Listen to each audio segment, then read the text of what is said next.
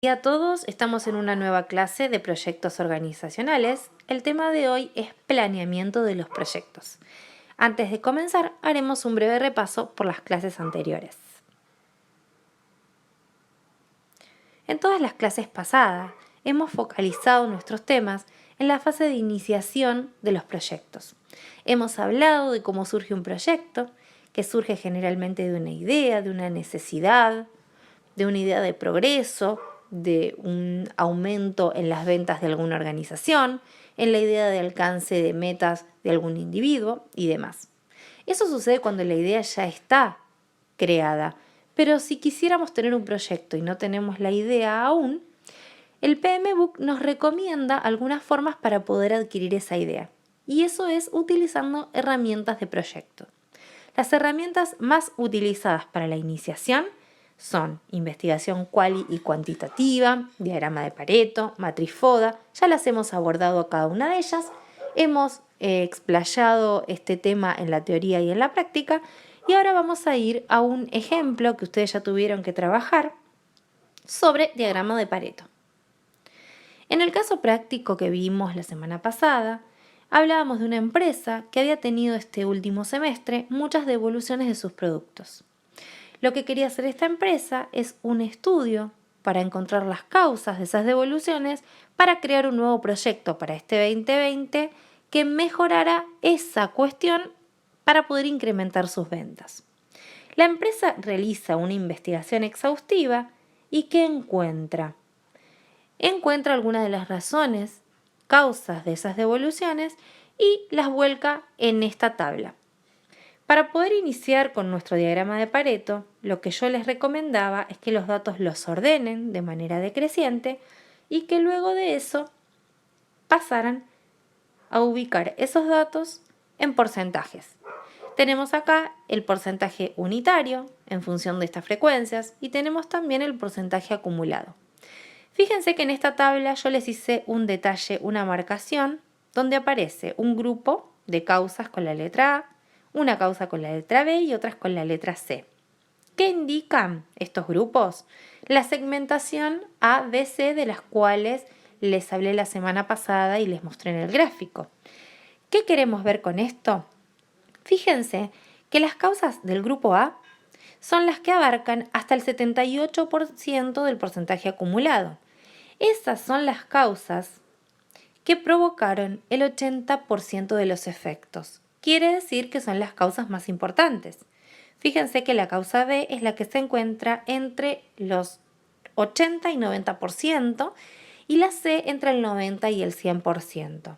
Vamos a verlo cómo queda reflejado en el gráfico. Acá tenemos el gráfico que está compuesto por dos gráficos de ejes cartesianos superpuestos. Estos gráficos son lo podemos visualizar con el gráfico de barras que muestra el eje cartesiano de la frecuencia y las causas, y a su vez el otro gráfico que está marcado con una curva donde tenemos distintos puntitos que son las coordenadas es el gráfico que corresponde al porcentaje acumulado y las causas. Fíjense que acá la línea roja muestra el 80% y en ese 80% vamos a encontrar la segmentación A. Quiere decir que allí están las causas más importantes. ¿Y por qué son las más importantes? Porque fueron las que produjeron el 80% de los efectos. Después tenemos las causas B, que son esas que van a estar en el medio, que se van a transformar posteriormente en A o en C. Y tenemos las causas C. ¿Qué logramos con este gráfico?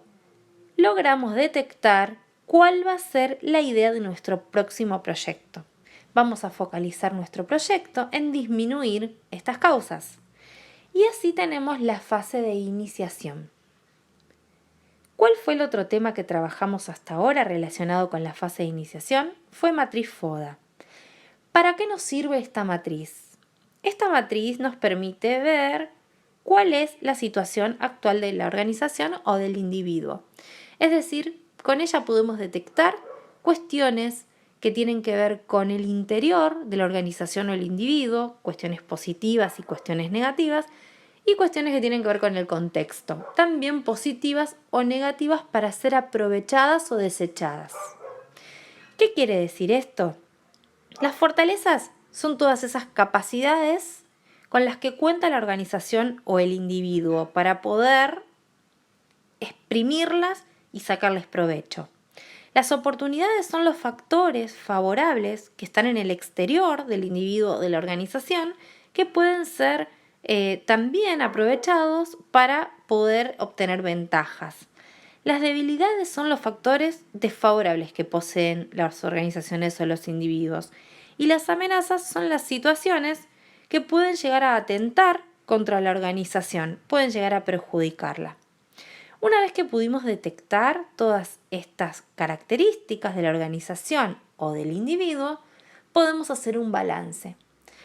Acá tenemos un ejemplo práctico. Vamos a suponer que somos la empresa Manaos, que queremos incrementar nuestras ventas para este año. Entonces queremos tener una nueva idea para iniciar un proyecto 2020. No se nos ocurre qué es lo que puede ser. Entonces contratamos a un asesor de proyectos. ¿Qué dice este asesor de proyectos? Que para poder detectar esta idea causante, él nos propone hacer un análisis de situación actual. Es decir, nos propone hacer un FODA para poder de ahí detectar qué es lo que podemos aprovechar. ¿Cómo hacemos para obtener el FODA? Y bueno, primero tenemos que tener en cuenta qué características poseemos como organización y qué características tiene el contexto que nos rodea. De este estudio llegamos a la conclusión de que Manaos tiene un gran conocimiento del mercado. Además, Manaos tiene un gran equipo de trabajo muy capacitado en función de la nutrición y la salud de los individuos. Además, tiene problemas con la calidad. Los productos que produce Manaos generalmente tienen baja calidad. Además, tiene capital que está mal utilizado, los recursos no están explotados al máximo. Tiene competidores muy agresivos, muy consolidados en el mercado y además detecta Manaos que el mercado meta, el mercado al que quiere apuntar, está teniendo en estos momentos cambios de hábitos. Está cambiando sus hábitos por hábitos más saludables. ¿Qué conclusión saca este asesor?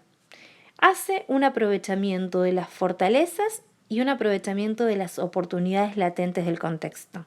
Y determina que los cambios de hábito del contexto del mercado meta, estos cambios de hábitos saludables, pueden ser una oportunidad que se puede aprovechar porque Manaos posee un gran equipo de trabajo muy capacitado en el ambiente de la nutrición y de la salud.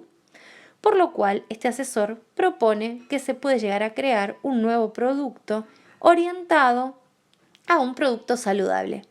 Esto podría ser el proyecto 2020 de Manaos. ¿Se dan cuenta cómo se puede obtener mediante una herramienta de calidad la iniciativa para comenzar un nuevo proyecto? Aquí no termina solamente en la etapa de iniciación, sino que esto es el comienzo de un nuevo proyecto. ¿Y qué viene después? Una vez que tenemos la fase de iniciación, tenemos la idea de creación, entramos en la fase del planeamiento del proyecto. ¿Y de qué consta? En el planeamiento de lo que debemos hacer es organizar, ordenar y pensar en cómo vamos a llevar a cabo nuestras acciones para obtener el objetivo deseado.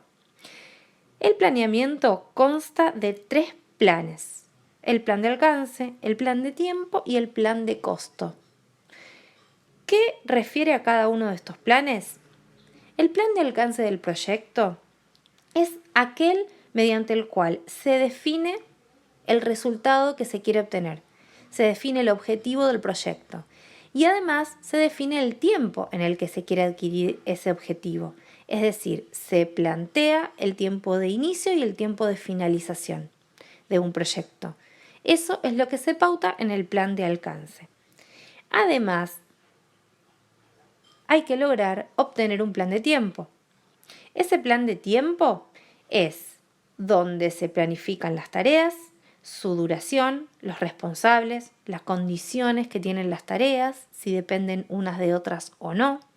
Todo eso es planificado y cronometrado y se recomienda, el PMBOK recomienda que se utilicen herramientas de calidad como son los gráficos. Las herramientas de visualización, como pueden ser el diagrama de PES, el diagrama de red o el diagrama de Gantt, para poder tener bien focalizada cada tarea con su duración, su responsable y su condición. Por otro lado, es necesario tener un plan de costos, porque todas esas tareas van a requerir de recursos, van a requerir de dinero y de financiamiento. Entonces, lo que hay que crear luego del cronograma es un plan de costos. Además, hay que pensar en metodologías de cálculo, ordenamiento de esos costos, y todo eso se hace mediante un presupuesto. Lo que se va a presupuestar va a ser todo aquello que se necesita para poder obtener recursos materiales, técnicos, humanos y financieros para poder gestionar este proyecto. Es muy importante tener en cuenta si la organización o el individuo posee una fuente de financiamiento interna o si necesita solicitar una fuente externa para poder financiar ese proyecto. Y teniendo en cuenta todos esos recursos que posee, se va a poder concretar la idea para luego llevarla a cabo para obtener el objetivo deseado. Bueno, espero haya sido comprensible la idea. Los dejo con el material, los dejo con el foro y con el servicio de mensajería de la plataforma para que puedan realizar las consultas que quieran. Nos estamos viendo prontito. Saludos para todos.